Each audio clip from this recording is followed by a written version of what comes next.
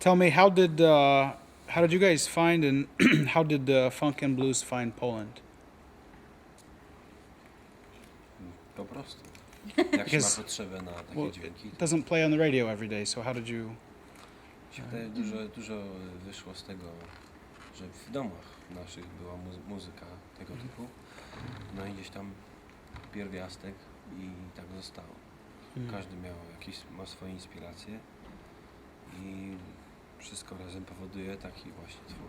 Właśnie w Chudu jest dużo osobowości silnych i każdy ma gdzieś tam swoją drogę muzyczną i każdy daje swoje inspiracje do tego zespołu i efekt jest taki, jaki jest. Właśnie jest trochę bluesa, trochę jazzu, trochę funky, wszystkiego po trochu. Każdego. Rock and rolla też jest. O, Przecież wychowaliśmy się na przykład z Bartkami na na Stonesach. Muddy Watersie, na Stonesach też. A to w prostej linii rock and roll pochodzi stamtąd. Także można powiedzieć, że gramy też rock and roll. Okay. If people want to see you guys perform, where's the best place to see you, to find you? Wrocław Rura, Jazz Club Rura. Uh-huh. And do you have a MySpace page, and what's the address?